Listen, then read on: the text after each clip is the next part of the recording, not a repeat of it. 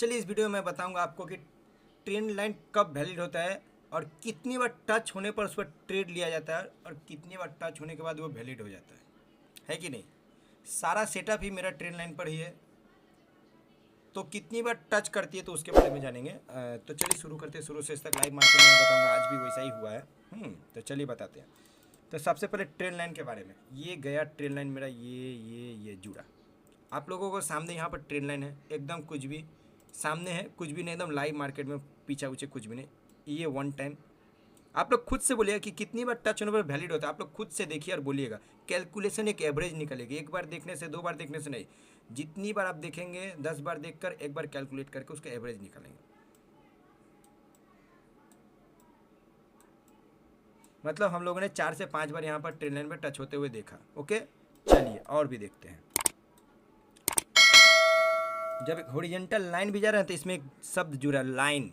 Trend line मतलब trend बताता है। अब ट्रेंड डाउन ट्रेंड ये खुद से आप बताते हो, उसको इस तरह से सिंपल में हॉरिजॉन्टल ड्रॉ कर दो तो हॉरिजॉन्टल लाइन हो जाएगा।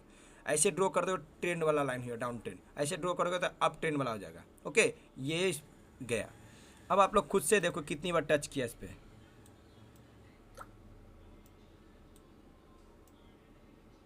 1 2 3 3 टाइम में ब्रेक कर दिया। 1 2 3 3 टाइम में ब्रेक कर दिया। 3 बार टच, 3 बार, यानी टप्पा कितनी बार खाता है? 3 बार। टप्पा ट्रेडिंग, इसी को बोलते हैं टप्पा ट्रेडिंग। ठीक है, पूरा पूरा ओपन बताऊंगा, कुछ भी नहीं छुपाऊंगा भाई। बहुत स्ट्रगल किया, बहुत स्ट्रगल, यूं ही नहीं बता पा रहा हूँ। आज स्ट्रगल की एक सीमाएं क्या ही मैं बताऊँ। चलिए और भी दिखाता हूँ। ये कोई नहीं बताता इस तरह। यहाँ देखिए कितनी बार टच हो रहा है। आप कैलकुलेशन निकाले कितनी बार टच होने पर वो वैलिड होता है और वो लीगल होता है, मतलब वो चलता है। 1 2 3, 1 2 3, 1 2 3, ये एक और स्ट्रेटजी, 1 2 3 स्ट्रेटजी टप्पा ट्रेडिंग। समझ में आ रहा है मैं क्या समझा रहा हूँ? अभी भी नहीं समझ रहे?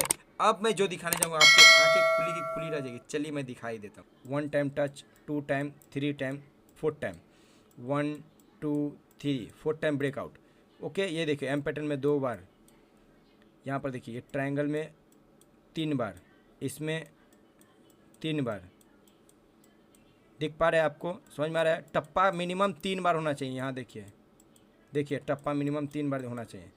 टप्पा मिनिमम देखिए, यहाँ देखिए, मतलब ज़्यादातर हमने यही देखा कि तीसरी बार जो टप्पा खाती है वो ब्रेकआउट होती है, या तो अप साइड या फिर डाउन साइड। जितना भी सेटअप बना है वो 3 बार टप्पा खाता है, यानी कि टप्पा ट्रेडिंग। टप्पा ट्रेडिंग आप समझ में आ रहा है? टप्पा खाता है तब जाकर वो सेटअप कंफर्म होता है, इसी को बोलते हैं टप्पा ट्रेडिंग। ये देखिए आप लोगों ने देखा, जो मैं दिखाने की कोशिश कर रहा था आप लोगों को, समझ में आ रहा है? ट्रेंड लाइन के जरिए ही सारे सेटअप बने। सारे सेटअप पर 3 बार टप्पा खाने से वो सेटअप वैलिड हो जाता है। तो आपको ऑटोमेटिकली ये समझ में आ गया होगा कि कितनी बार टप्पा खाने पर कोई भी सेटअप वैलिड होता है। ये मेरे को बताना नहीं होगा, इस वीडियो के माध्यम से आपको सब समझ में आ गया होगा। यहाँ देखिए, यहाँ पर एक ट्रायंगल सेटअप बनता हुआ दिख रहा है। ये दिख रहा है, ये देखिए। और देखिए इस ट्रायंगल सेटअप भी ट्रेंड लाइन के जरिए ही बना है। ये देखिए,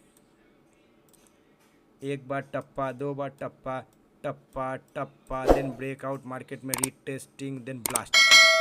अब जो ब्रेकआउट हो रहा है ये कौन बताएगा? सेटअप बताएगा। सेटअप कौन सा है? Triangle setup. सेटअप ने बताया कि नहीं ब्रेकआउट हुआ है, लेंगे, बताया कि नहीं? तो बस इसी को बोलते हैं setup trading. Setup based trading करेंगे, आपको ऑटोमेटिक पता चल जाए कि कहाँ से मार्केट रिवर्सल आने वाला है, कहाँ से मार्केट मोमेंटम आएगा, ये तो सेटअप बताएगा। और इसके साथ चार्ट नेचर का कंफर्मेशन होना चाहिए, बस आप ऑटोमेटिकली प्रॉफिट में कन्वर्ट। बहुत ही सिंपल सेटअप पर ट्रेडिंग करेंगे, आपको भी ट्रेड करना बताएंगे। अभी तो मैं आपको बताया था कि ये जितने भी प्राइस एक्शन पैटर्न है सारे से इसी एक्शन इसी पर बनते हैं, ट्रेंड लाइन पर ही बनते हैं। और कितनी बार टच होती है? मिनिमम 3 टाइम्स टच होती है। तब तक इतना ही, good bye and good luck.